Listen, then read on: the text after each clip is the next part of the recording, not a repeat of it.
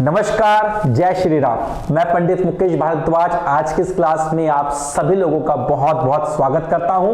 मित्रों, राशियों को समझ चुके हैं, ग्रहों को भी समझ चुके हैं, अब बारी है घरों की, हाउसेस की। और हाउसेस के बारे में भी हम काफी कुछ समझ चुके हैं कि कुंडली में 12 घर होते हैं। ये जो सारे बॉक्सेस आपको दिख रहे हैं, इन्हें कुंडली के 12 घर कहा जाता है, हाउसेस कहा जाता है, भाव कहा जाता है। और मित्रों, हमने जो है इन्हीं 12 घरों को जो है अलग अलग तरीके से क्लासिफाई करना भी सीख लिया है। हमने ये देखा कि पहला घर, चौथा घर, 7वां घर, 10वां घर, इसको केंद्र कहा जाता है। पहले घर को, 5वें घर को, 9वें घर को जो है त्रिकोण कहा जाता है। और इस प्रकार से हमने सभी ग्रहों को जो क्लासिफाई किया है अलग अलग बेसिस के ऊपर।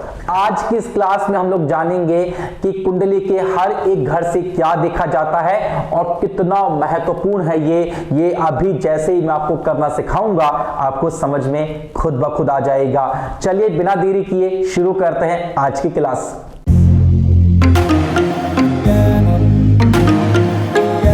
मित्रों, जैसा कि मैंने समझाया था कि ये जो पहला बॉक्स है इसे लग्न कहते हैं। ये कुंडली का पहला घर है, इसे लग्न कहते हैं।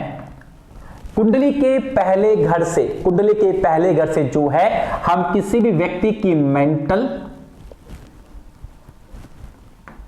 और फिजिकल स्ट्रेंथ को दिखते हैं।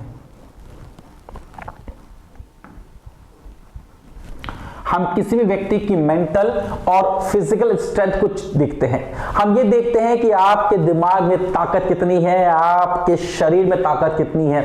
कुल मिला के जो आपका पूरा व्यक्तित्व है, कुल मिला के जो आपकी पूरी पर्सनालिटी है, उसे लग्न से देखा जाता है। आप कितने ज्यादा इम्यून है, मतलब आपके बॉडी में कितनी क्षमता है किसी भी चीज को लेकर, आपका माइंड कितना स्टेबल है, यह सभी चीजें जो है वो लग्न से देखी जाती है। अब चलते हैं दूसरे घर की ओर।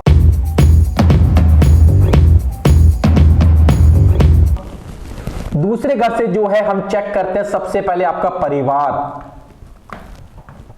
आपकी फैमिली जो है। वाणी को भी देखा जाता है। वाणी का मतलब क्या हुआ? कम्युनिकेशन। वाणी का मतलब क्या हुआ? कम्युनिकेशन।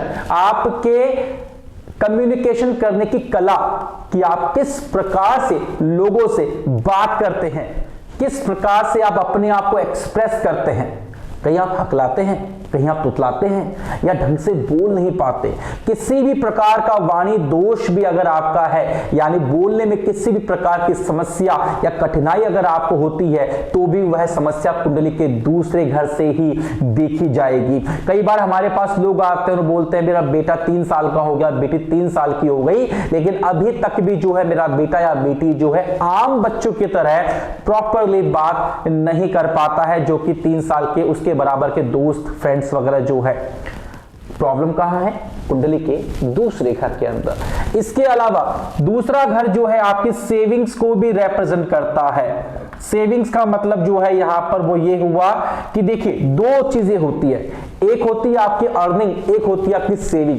सेविंग हमेशा अर्निंग के बाद ही निकलती है। अगर आप महीने के 1 लाख रुपए कमाते हैं और 40,000 रुपए का आपका खर्चा है, तो आपकी सेविंग हुई 60,000 रुपए की।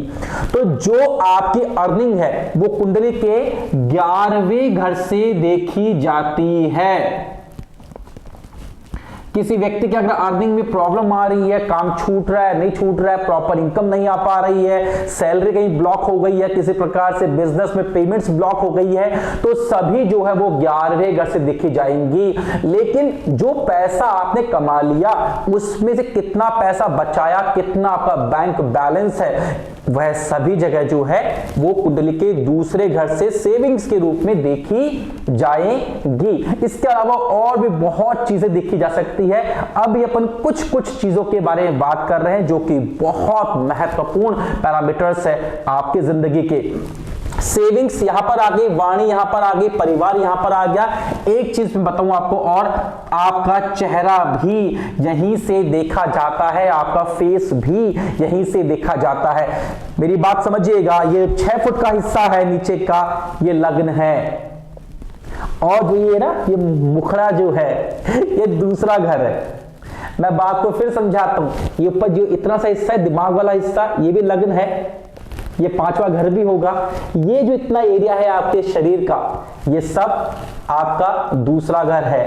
तेरे चेहरे से नजर नहीं हटती, नजारे हम क्या देखें। वो यही कह रहा है ज्योतिष की भाषा में कि तेरी कुंडली का दूसरा घर इतना प्यारा है कि नजारे हम क्या देखें, है ना। तेरे कुंडली के दूसरे घर से नजर नहीं हटती, नजारे हम क्या देखें। तो दैट इज द पॉइंट। आप कितने ब्यूटीफुल हो, आप कितने अगली हो या कैसे दिखते हो आप, वह सभी जो है कुंडली के दूसरे घर से दिखा जाएगा। बात करते हैं कुंडली के तीसरे घर के बारे के अंदर।